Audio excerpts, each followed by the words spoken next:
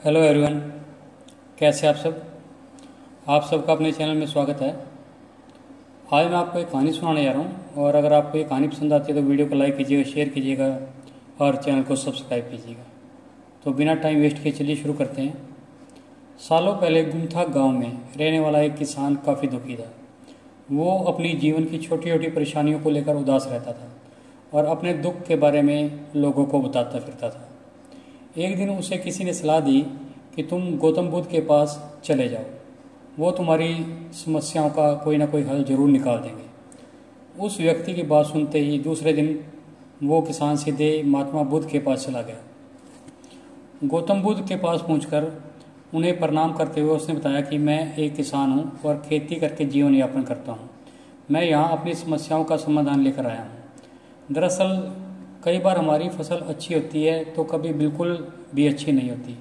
मैं इससे बहुत परेशान हो जाता हूँ। इतना कहने के बाद उसने आगे कहा कि मेरी पत्नी और मेरे बच्चे मुझसे बहुत प्रेम करते हैं, पर कभी कभी बहुत परेशान भी करते हैं। मैं उनसे भी तंग आ चुका हूँ। परेशानी बताते हुए किसान बोला कि जो मेरा बच्चा है वो वैसे काफ़ी अच्छा है, पर मेरा कहना नहीं मानता। उसके ऐसे व्यवहार से मुझे लगता है कि मेरा बच्चा ही नहीं है। ऐसा कहते हुए किसान अपनी सारी परेशानी बताता गया। इस तरह किसान ने अपना जीवन का काफ़ी अनुभव गौतम बुद्ध को बता दिया। अब किसान के पास उन्हें बताने के लिए कुछ भी नहीं था और किसान का मन हल्का हो गया। महात्मा बुद्ध से सब कुछ कहने के बाद वो उनसे अपनी परेशानियों का समाधान करवाने की उम्मीद लगाए बैठा था। काफ़ी देर बाद गौतम बुद्ध के जवाब का इंतजार करने के बाद बेसब्र होकर किसान ने ऊंची आवाज़ में महात्मा बुद्ध से पूछा, क्या आप मेरी समस्याओं को लेकर कुछ नहीं कहेंगे? गौतम बुद्ध बोले, मैं तुम्हारी किसी तरह से भी कोई मदद नहीं कर सकता। किसान ने महात्मा बुद्ध से ऐसे जवाब की उम्मीद नहीं की थी। वो उनका जवाब सुनकर हैरान हो गए।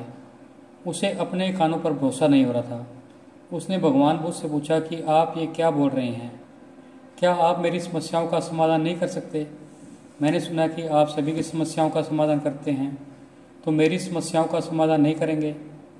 महात्मा बुद्ध इस बात पर किसान से कहते कि आपके जीवन में जितनी भी कठिनाइयाँ हैं उतनी हर किसी के जीवन में होती हैं और सबको अपनी छोटी छोटी समस्याएँ बड़ी लगती हैं।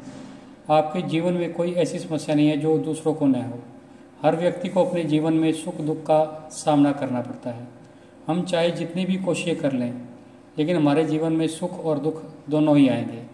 कई बार हमें अपने बेगाने लगते हैं तो कई बेगाने भी हमें अपने लगते हैं। सभी का जीवन ऐसी समस्याओं से घिरा हुआ है जिसका कोई समाधान नहीं है। अगर किसी के जीवन से एक समस्या जाती है तो दूसरी समस्या आ जाती है। ऐसे में तुम एक समस्या का आज समाधान कर लोगे तो कल तुम्हें दूसरी समस्या का सामना करना पड़ेगा। यही जीवन का एक अटल सत्य है। बुद्ध की बातें सुनने के बाद किसान को गुस्सा आ जाता है और वो उन्हें बोलता है कि लोग आपको महात्मा कहते हैं। मैंने लोगों से ये भी सुना है कि आप सबकी परेशानी दूर करते हैं, पर मेरी समस्या का निवारण करने के बजाय आप मुझे फिजूल में बातें बता रहे हैं। मैं आपके पास बहुत उम्मीद लेकर आया था, पर अब मुझे लगता है कि आपके पास मेरा आना व्यर्थ हुआ।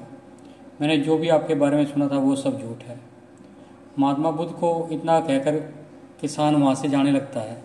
तभी उससे महात्मा बुद्ध कहते हैं कि तुमने जो समस्याएं बताई हैं उनका मैं समाधान नहीं कर सकता, पर मैं तुम्हारी दूसरी परेशानी का निवारण कर सकता हूँ।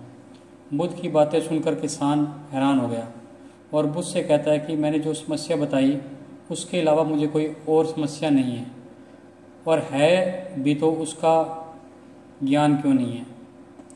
बुद्ध उनसे कहते हैं कि आपकी समस्या यह है कि आप नहीं चाहते कि आपके जीवन में कोई और किसी तरह की भी समस्या हो। खुद को किसी तरह की समस्या न हो, ये सोच रखना ही दूसरी समस्याओं का कारण बनता है।